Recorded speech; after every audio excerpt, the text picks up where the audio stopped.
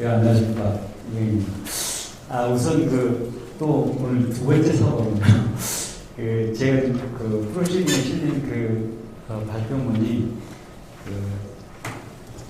되게 오래전에 제출한 것이 한국기 기일에 맞춰서 제출한 거라서요. 그 뒤로 한 세 번쯤 제가 업데이트를 했습니다. 그래서 지금 보시는 게 어제 저녁에 거기서 그 생각을 시작해서 어제 저녁 마지막으로 수정한 것입니다. 그래서 이제 제 주제는 의식적 존재로서의 AI인데요. 근데 하여튼 제목이 어쨌든 간에 지금 이제 방금 이게 아주 기가 막힌 순서라고 생각하는데 고인석 선생님에 대한 어떤 전혀 다른 같은 용어팀이 있으면서도 사실 이제 조금 다른 관점에서 제가 보기에는 이제 선생님은 굉장히 전통적인 그런 또 어떤 면에서 이제 그러면서도 그러니까 인간의 어떤 우리 철학에서 굉장히 중요했다는 어떤 도덕적인 존재, 주체, 자아 이런 개념들을 이제 포섭하고 갑시려고 하고 있고요. 저는 이제 좀 버려야 될 때가 된 것 같다 그런 생각으로 지금 발표를 해볼까 합니다. 하여튼 시간이 남는다면 여러분의 의견을 듣고 싶습니다. 그래서 이제 순서를 이렇게 좀 진행해 볼까 하고요. 첫 번째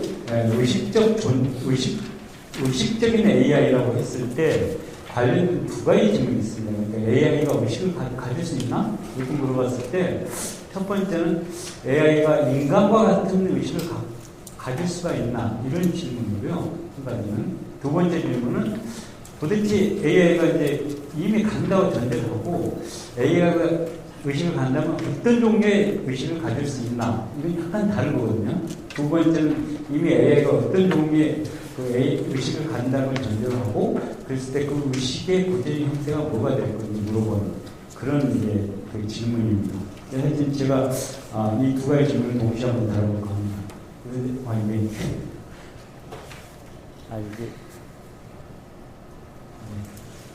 그래서 이제 첫 번째 질문은 어쨌든 존재론적 동기를 가질 것 같고요. 그래서 AI가 인간 같은 의식을 가질 수 있는가? 그런 존재는 어떤 존재인지.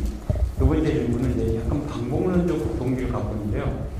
AI의 구현 가능한 의식이 도대체 뭐냐? AI의 의식을 구현하는 구체적인 방법은 무엇인가? 이런 얘기죠. 그래서 이제 우선 그 의식 이렇게 하다 보면 이제 이것도 이제 철학적 작업이니까요. 제가 생각하는 의식이라는 개념이 어떤 것인지를 좀 먼저 좀 간단히 설명을 드리고 그 다음에 논의를 하는 게 혼돈이 필요할 수 있을 것 같습니다. 그래서 이제 저는 의식을 어떻게 보냐면요. 진화 과정에서 수많은 요인들에서 인간 몸에 나타나는 어떤 상태다. 이렇게 봅니다. 상태나 과정이다. 그 이상도 그 이하도 아니고. 하여튼 이제 이와 관련돼서 이제 방금 고인석 선생님께서 말씀하셨던 자아라든지 그런 어떤 자율성 이런 이제 도덕적 책임 이런 여러 가지 문제들이 이제 부각될 수가 있죠. 그래서 이제 유기체가 자신과 환경을 지가하고 그에 대해서 반응을 하는 능력보다 구체적인 반응입니다. 그래서 이제 또 하나는 현재의 과학은 설명이 잘 안 되고 있지만 과학의 영역 외부에 있지는 않다 이렇게 보시거든요. 그래서 이제 이걸 저는 의식이라고 지금 생각하고자 합니다. 그래서 이제 이에 관련된 이론은 이제 일렉티브 마인드라서 행화적 마음이라는 그 이론이 있는데 그걸 지금 전제를 하고 말씀드리고 있습니다. 그래서 이제 제 연구에서 지금 이게 그냥 대략적인 이제 아이디어인데 저도 투링 테스트와 비슷하게 의식에 대한 어떤 테스트를 한번 제안해보고 싶거든요. AI의 의식에 대한. 근데 이제 우선 그 병원에 보면 사고 당하면 의사들이 눈을 이렇게 하고 의식이 나오나 보잖아요. 어떻게 하는가요? 눈동자를 이렇게 후레쉬를 붙이면 눈동자가 따라오는가 안 오는가 보고서 이 사람이 의식이 나온다는 체크합니다. 하여튼 그런 것 비슷하게 또 이제 좀 더 요즘에는 이제 이렇게 fMRI 이런 것들을 이제 찍어서 뇌의 상태를 봐서 의식이 있나 없나 보다 좀 정교하게 하긴 하죠. 근데 아주 간략한 방법은 이제 후레쉬를 이렇게 들여다붙여 눈동자가 반응을 하나 이렇게 하면서 비슷하면 이제 의식이 있다 없다 이렇게 판단을 하는 거죠. 그래서 두 가지 가설이 있는데요. 하나는 의식이 있다면 그럼 그 의식이 있으면 반응이 있는 거야 이런 가설이죠. 지금 말이 되는 거예요. 하여튼 어떤 존재가 의식이 있다면 그 어떤 그런 예부적인 자극에 대해서 반응을 할 거다 이런 가설이죠. 그래서 이제 한 테스트를 볼 때 반응이 있으면 자기에 대한 반응이 있으면 의식이 있다라고 말할 수가 없죠. 이게 if P then Q고 그다음에 지금 반응이 있으니까 Q 그럼 then P 이렇게 말하는 이게 후권 긍정에 오르죠. 그러니까 이건 좀 문제가 있죠. 저렇게 말할 수는 없습니다. 근데 반응이 없으면 분명히 이제 후권 부정의 그 형식에 따라서 의식이 없다 이렇게 안심하고 이제 말할 수가 있죠. 이렇게 관점을 보면. 두 번째 가설은 뭐냐면 어떤 존재가 반응이 이제 예의적 자각에 대해서 반응을 보인다면 그렇다면 의식이 있다. 이제 이렇게 저기 좀 뒤에 제가 좀 잘못된 겁니다. 이렇게 되는데요. 이럴 때 반응이 만약 있으면 반응이 있으면 이제 의식이 있다고 안전하게 말할 수 있는데 반응이 없을 때 의식이 없음이라고 말할 수는 없죠. 하여튼 이런 상황입니다. 여러분은 어떤 가설이 더 마음에 드시나요? 저는 하여튼 이제 두 번째 가설이 더 괜찮은 가설이라고 생각합니다. 왜냐하면 이제 작업 가설 첫 번째에 대한 반례는 이제 저게 뭐 논리적으로 붙여가지고 이렇게 계산을 해보면 반례가 의식이 있으면서 반응이 없는 경우가 반례가 되거든요. 근데 우리가 의식이 있으면서도 반응을 못하는 경우도 많죠. 여러 가지 상황 때문에. 아까 정대현 교수님께서는 잠재의식이라는 그 용어를 하셨는데, 하여튼, 프로이드 따르면 무의식도 있을 수 있고, 하여튼 뭐 그런 여러 가지 이유로 우리가 설사 의식이 있다 할지라도 그런 의식 밑에 있는 어떤 뭔가 때문에 우리가 반응을 못할 수 있습니다. 그러니까, 저것보다는 두 번째 가설에 대한 반응은 반응이 있지만 의식이 없는 경우. 예비적 자각에 대해서 반응을 어떻게 하는데 그거와 의식이 없는 경우가 어떻게 가능할까? 그건 좀 상당히 힘든 것 같아요. 그래서 하여튼 제가 이제 이 두 번째 가설을 이제 기반으로 하여튼 이제 AI에 대해서 이렇게 좀 한번 이런 여기에 기반을 둬서 한번 이제 의식 검사를 한번 제안을 해보고 합니다. 하여튼 뭐 구체적인 내용은 저희는 없고요. 아이디어는 현재 이런 수준이 있습니다. 그래서 이제 인간 같은 의식을 좀 이제 살펴보면요. 그래서 AI가 과연 인간과 같은 의식을 가질 수가 있나 이렇게 봤을 때, 그래서 이제 불가능성 논리 잘 아시죠. 그래서 예를 들면 뭐 그런 얘기를 하려면 의식이 규정돼야 되는데 인간의 의식은 과학적으로 설명이 어렵다. 뭐 지난주에 심리학에 특히 의식의 이제 미스터리 해가지고 수많은 논쟁이 있었고, 특히 감각질 같은 그런 많은 논쟁들, 이렇게 이걸 통해서 대부분의 철학자들이 불가능하다, 의식은 과학적으로 설명하지 못하는 것들 측면이 있다, 이런 많은 그런 이제 얘기들이 나왔죠. 그러니까 이제 이런 논쟁에 따르면, 그러니까 이 질문에 대해서 우리가 뭐라고 대답하든 간에 하여튼 그게 철학적으로 정당화될 수 있는 그런 얘기가 될 것 같습니다. 그래서 이제 대표적인 예가 데이비 찰머스죠. 그래서 이제 찰머스가 의식의 두 가지 문제에서 이제 이지 프라블럼과 하트 프라블럼을 그랬는데, 이지 프라블럼은 이제 뭐 그런 거죠. 그러니까 의식의 신경 상관자, 우리가 의식이 있을 때 신경 계통에서 그에 대응하는 어떤 이제 물리적 기반을 찾아서 그걸 매칭시켜주고, 그건 상관을 통해서 아니 인과관계를 넘어가는 그런 전략을 취하는 거고요. 이건 어느 정도 된다고 이제 찰머스는 봤고, 두 번째 이제 하드 프라블럼이 주로 이제 퀄리어 문제죠. 감각질 그런 문제들. 그래서 이제 이런 것들은 실제로 존재하긴 하지만 과학이 아무리 발전하더라도 그러니까 설명할 수 없을 것이다라고 이제 주장을 했습니다. 그래서 저는 하여튼 이제 그 반대편에 데이비 찰머스를 좋아하긴 하지만 반대편입니다. 그래서 어쨌든 간에 퀄리어는 존재하지 않는다든지 또는 퀄리어는 과학적으로 뭐 그게 좀 어렵긴 하지만 과학적으로 설명 가능하다. 이제 예를 들면 패트리샤 처치랜드라나 이런 분들이 이제 이런 주장하는데 거기에 동조하고 있고요. 특히 이제 제가 저희 이론인, 제가 지지하는 이론인 익스텐디드 마인드라든지 또는 뭐 인액티브 마인드에서 이제 뉴로 페노메놀로지, 신경 현상이라는 그런 이론을 통해서 보다 구체적으로 퀄리어를 어떻게 우리가 설명할 수 있는 것인지 그런 이제 있다고 생각합니다. 그래서 이제 하여튼 지금까지 나왔던 여러 가지 이론들을 보면, 그러니까 뭐 기능주의라든지 이런 속성 이론론, 뭐 실체 이론론 이제 이렇게 쭉 몇 가지 대표적인 이론들을 봤을 때 실체 이론론만 뺀다면 여기 이제 별표가 붙어 있는 거 약간 추가적인 논증을 덧붙인다면 그러니까 AI가 인간 같은 그런 의식을 가질 수 있나? 그랬을 때 S라고 답할 수 있을 것 같아요. 그래서 이제 거의 제가 이제 별표 추가 논증이 필요하다는 건 예를 들면 속성 이론론은 그러니까 인간뿐만 아니라 그러니까 인간의 뇌뿐만 아니라 AI의 뇌, 하여튼 AI의 무엇인가 하여튼 AI의 어떤 어느 부분은 그러니까 물리적 속성뿐만 아니라 정의적 속성을 가질 수가 있다 이렇게 논문을 할 수 있을 것 같고요.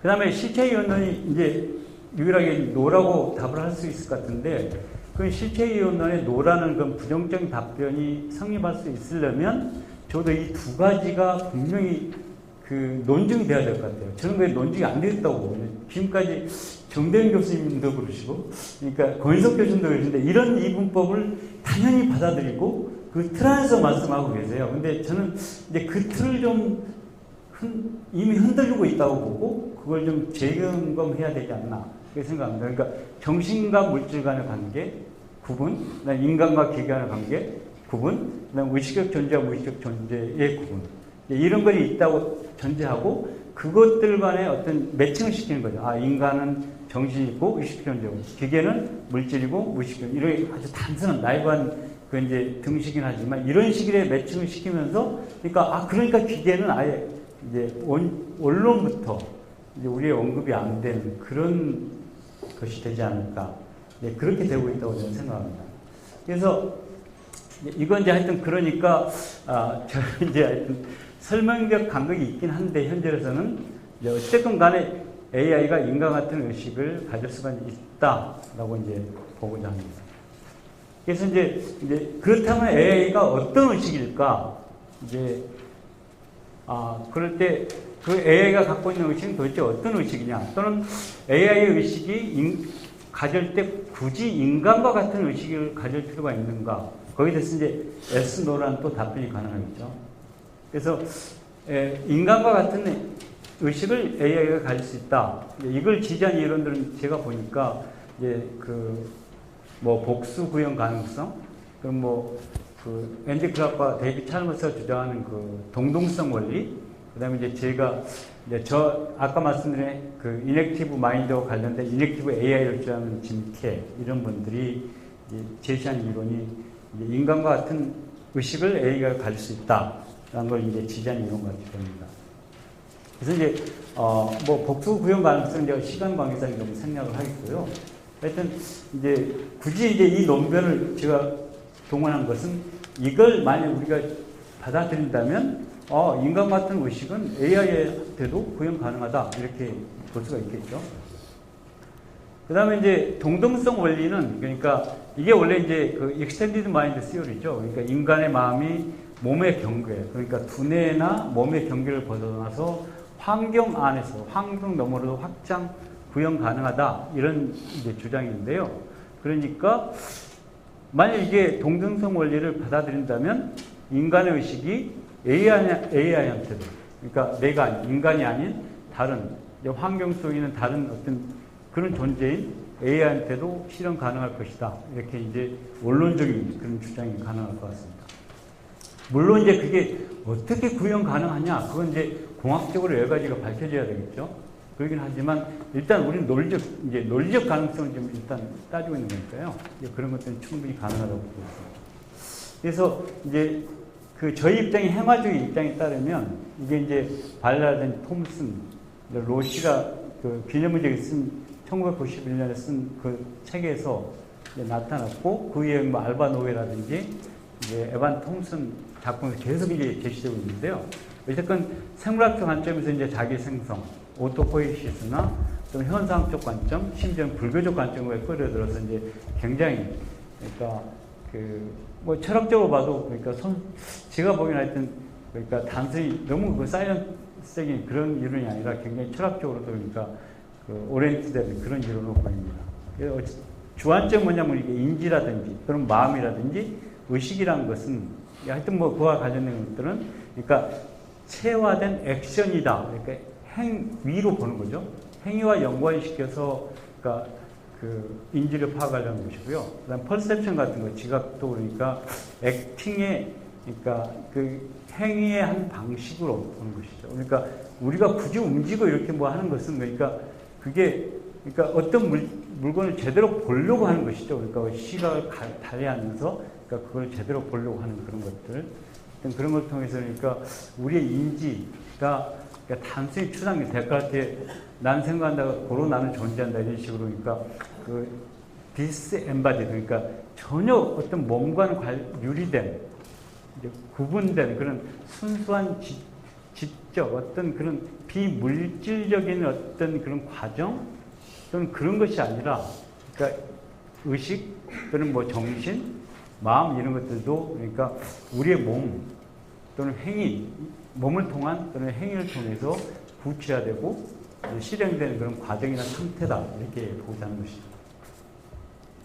그래서 이제 이건 그 바이올라 이제 그 책에서 제가 좀 잠깐 인용한 건데요. 어쨌든 간에 포인트는 거기에 있습니다. 그러니까 그 앞에 보시면 제가 빨간 겁니다. 위에네요. 인지라는 건 그러니까 여러 가지 그 감각 적 능력을 가지고 있는 그런 몸으로부터 나온 경험이다. 경험에 기반을 하고 있다. 그리고 그 인지란 것이 그러니까 여러 가지 생물학적이고 심리적이고 심지어는 문화적인 그런 맥락에서 이제 구현되어 있다. 이런 것이죠. 그러니까 우리의 인지 또는 사고, 의식 이런 것들을 보다 단순히 그러니까 추상적인 게 아니라 보다 몸과 관련시키고 그다음 몸을 통해서 보다 심지어는 비물질적인 심지어 그러니까 문화적인 차원까지 이렇게 그러니까 연결시켜보려 하는 그런 접근이라고 볼 수가 있습니다.